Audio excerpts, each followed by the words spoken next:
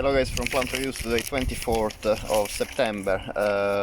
Autumn just started, and I'll talk today about the Leonotis leonurus. It is also called lion's tail or wild dagga. As you can see, lion's tail, I suppose, for the aspect. Yeah, you can see how much it resembles these terminal, I would say the terminal spike of flowers on the stem, that really with this resembled with the buds just opening at the end of the stem, a little bit the tuft of hair of the tail of a lion. And this plant is also called wild dagga. The plant is in the family Lamiaceae and is, as you can see, it's an evergreen plant. It is with kind of narrow leaves. I would say dark green. Yeah, it's not a very bright green. And this plant that I planted about 3 years ago, it is still quite a young plant. It's a very windy position here in my front garden, so you can see some of the stems unfortunately have been knocked over. However, some of them were able to basically get hold of a nearby rose shrub, so they were able to still keep erect in the wind. And this plant is comes from southern Africa and is known for in traditional medicine for its properties, but also for the psychoactive activity due to chemical compounds in the plant. The shrub can grow between 1 and 2 meters tall, so about 3 to 6 feet, and about 50 centimeters to 1 meter wide, so I would say about 1.5 to 3 feet wide. This is still, as I said, a young plant. I planted here 3 years ago in my front garden in Kent, southern England, southeast England, and the plant has been thriving. So far I found it a very easy plant to cultivate. I will get to cultivation in a few minutes after the introduction to the plant. The leaves, as you can see, are quite dark green. They are between 5 and 10 centimeters long, and they are aromatic when crushed. They, yeah, kind of like an oregano scent. It's very light oregano scent. The plant, as you can see, has flowers that are orange tubular, and actually the flowers open, I'm trying to focus, they open on the lower part. You can actually see these an open flower here. One second. Yeah. So as you can see, the flowers open in the lower part. It is a quite a long and narrow opening in the terminal part of the flower, and while the base of the flower is actually quite short, as you can see. This is the entrance of the flower near my index finger, and you can see the tubular flower here. The flowers, however, they are held in a horizontal position, so perpendicular to the stem, as you can see. And another peculiarity is that the flowers open from the lowest bunch of flowers to the top, so the flowers at the top of the stems are the last to bloom. As you can see, we have here most flowers almost spent, and here as well. Here is a bunch of fully open flowers.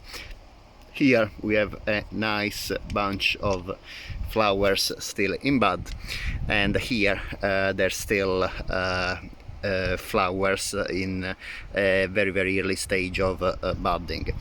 The flowers are about, I would say, 4 to 5 centimeters long, and are quite kind of hairy as well at the touch.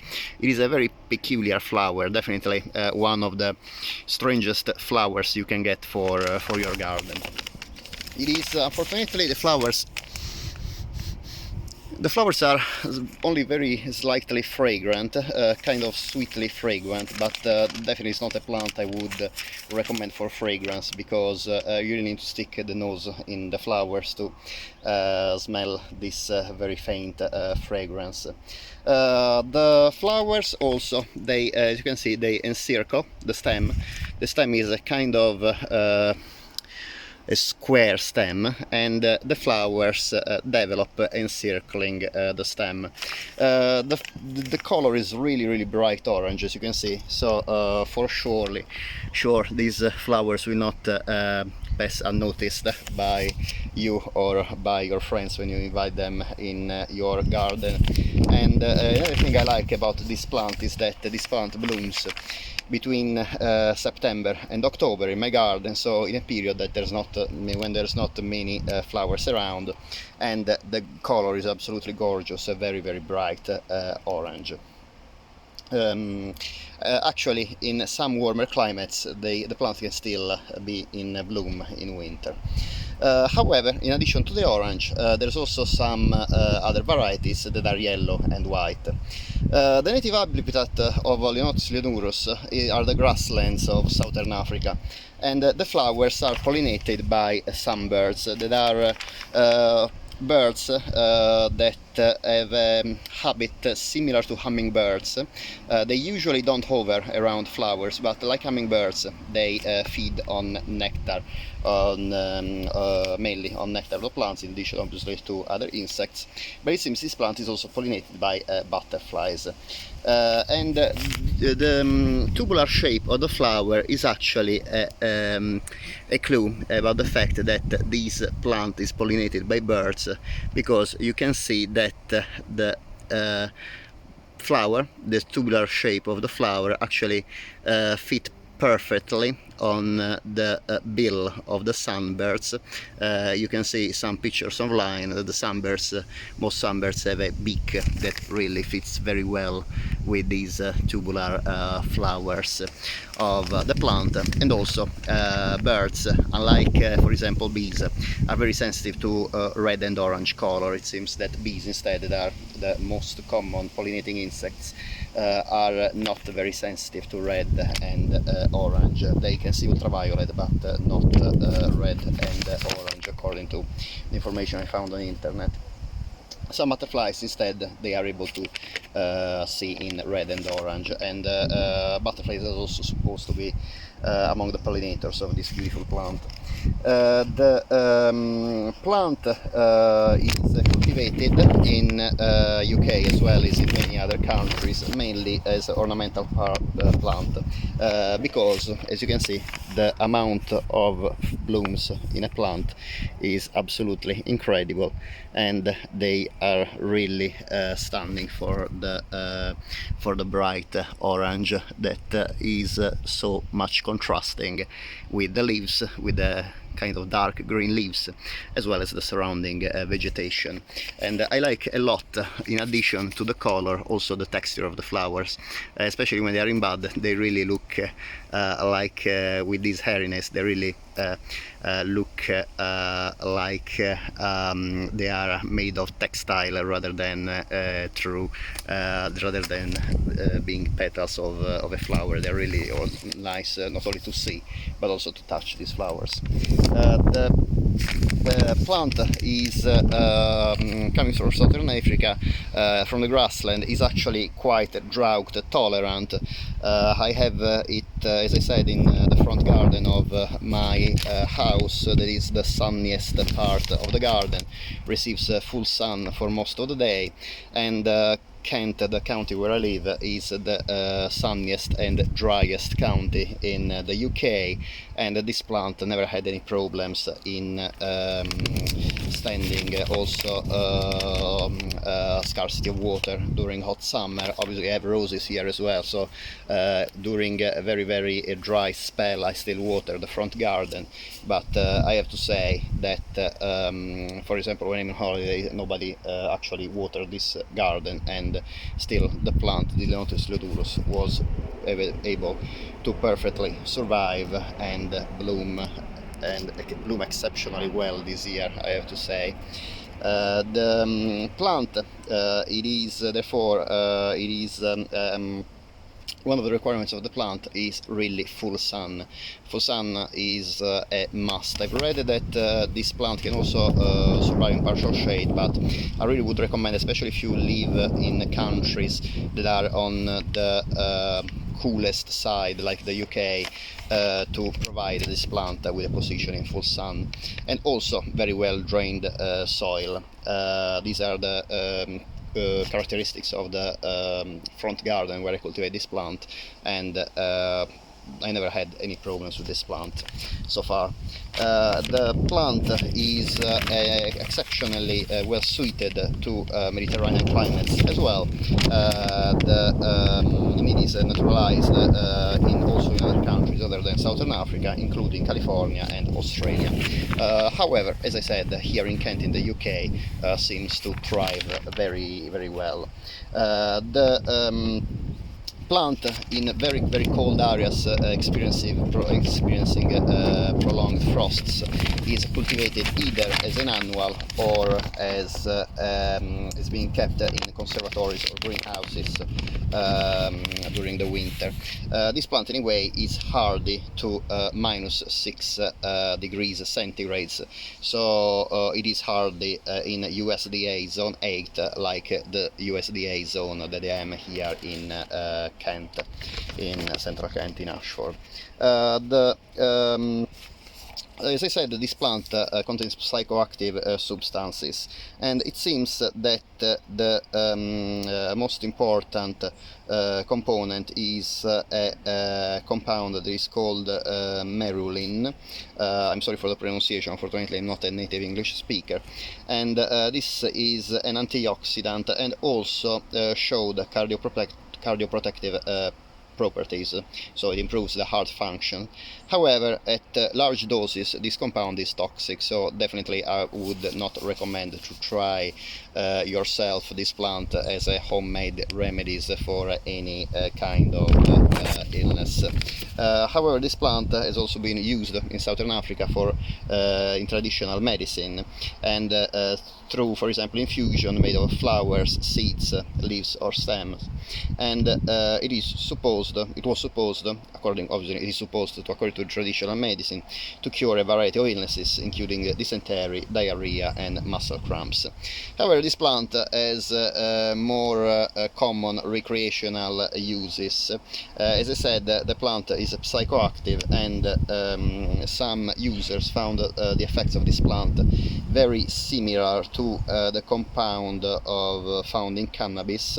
There is a cannabinoid compound called tetrahydrocannabinol, or THC. However, it seems that this compound, the compound found in the Leonotis leonurus in the wild dagga, even if it gives similar effects, is less powerful. This compound seems to give still euphoria and visual changes, dizziness and nausea.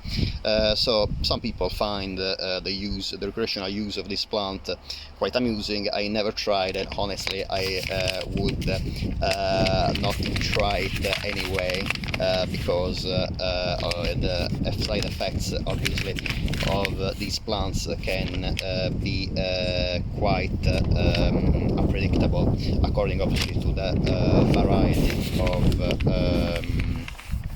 of organism that each of us has. Every individual is different, so some people can get very, very sick after consuming these plants. So I prefer to keep this plant just as a beautiful ornamental plant in my garden. However, this plant, as I said, has been used as a substitute for cannabis, because in some countries cannabis cultivation and use is illegal, while there is no prohibition or legislation against the cultivation of this plant in some countries. In some others, instead, even the lion's tail, Leonotis leonurus, this plant is illegal due to the fact that it has been found psychoactive. If you like to cultivate this plant, I found this plant not particularly common to find in garden centers. However, you can find some nurseries online. I found several nurseries in the UK that sell this plant routinarily. In my opinion, it is a very easy plant to keep. Just remember, in my personal experience, I planted this plant in late summer, around actually this time. I remember it bloomed just a couple of weeks, a few days, a couple of weeks after I planted the plant in my front garden. Keep it well watered, obviously, when before the plant is established. This is very important. However, once the plant is established, I found really needs water only in very dry spells, can stand drought very easily. The only real requirements for this plant is very well drained soil and full sun, and this plant definitely will delight your eyes with the beautiful furry and orange flowers that unfortunately, I didn't find this plant very interesting for bees or bumblebees here in my garden. I'm not sure if any other insect here is able to pollinate this plant, because the tube of the flower is quite long, so I'm not too sure if there are bees that have a tongue long enough to pollinate these flowers. Probably moths or butterflies can pollinate these flowers. However, I didn't find any around the flowers. However, as you know, now in late September temperatures are getting cooler. There's not any way many moths or butterflies around, so I really can't guarantee that butterflies or moths will not pollinate this flower.